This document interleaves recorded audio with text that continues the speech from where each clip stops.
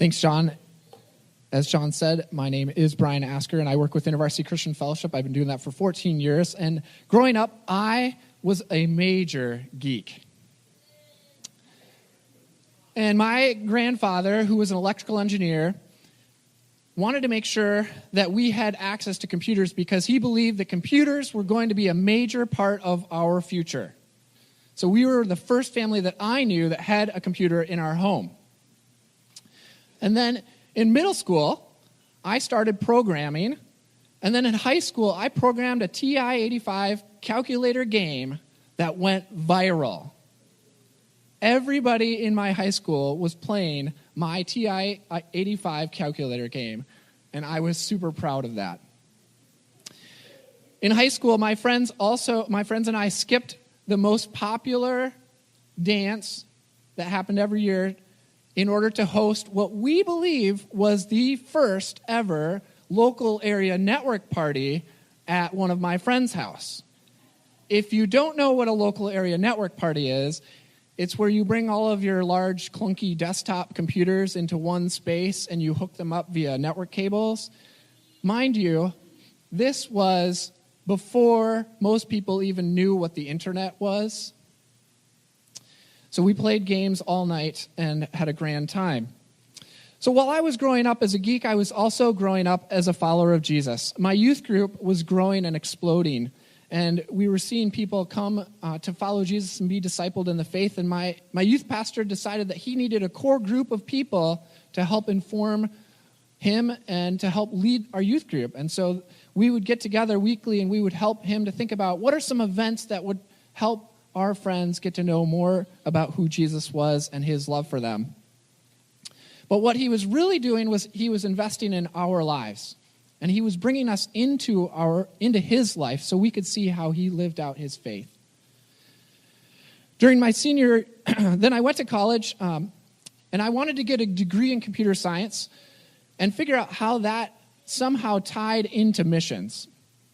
And during my senior year of college, I was trying to figure out what exactly that looked like. How was I going to do that? And I was working in the IT department, and I would go out to people's rooms because, again, this is the days of desktops, and we actually had to go to people's rooms to make sure that their computers were connected to the internet. So I would go into the room, and I spent a lot of time watching computers reboot. And so there were these moments where they would be in their room, and I would be in their room waiting for the computer to do something, and potential awkwardness I filled with asking them questions about their spiritual background, and I would talk to them about faith and about Jesus and about who he was and how he had made a difference in my life. On one of those particular appointments, I remember it very vividly. I remember it as if there was a light that was coming down from heaven, and it was saying, I just had this realization that while I loved computers, what I really loved to do was to share the good news about Jesus with people.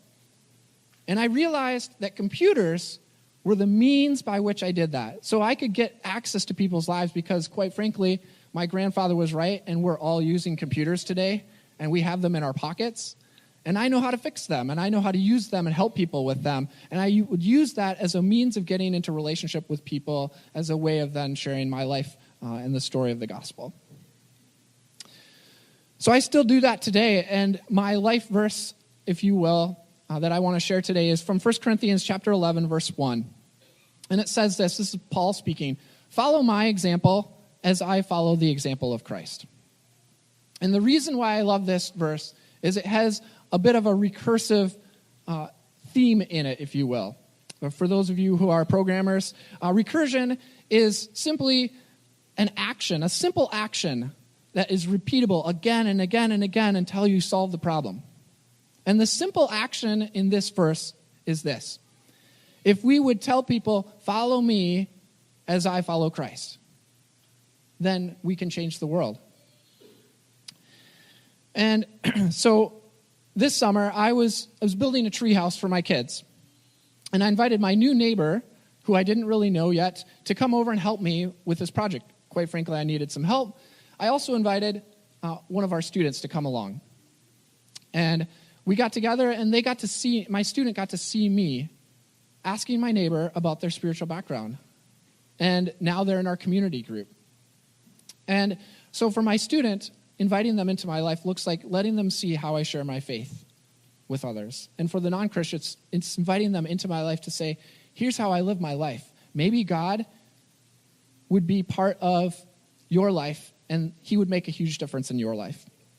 And so the problem is this, that there are roughly 120,000 students north of the Twin Cities on college campuses today. And very few of them know that Jesus loves them. And if I can, living my life, and help my staff and students live their lives, if they can follow my example as I follow Christ, and they can do that same thing with their friends, we can change the world. And I believe that we as a Lakeview family can do that too. And I just want to say thank you for making me one of your supported missionaries here at Lakeview Covenant.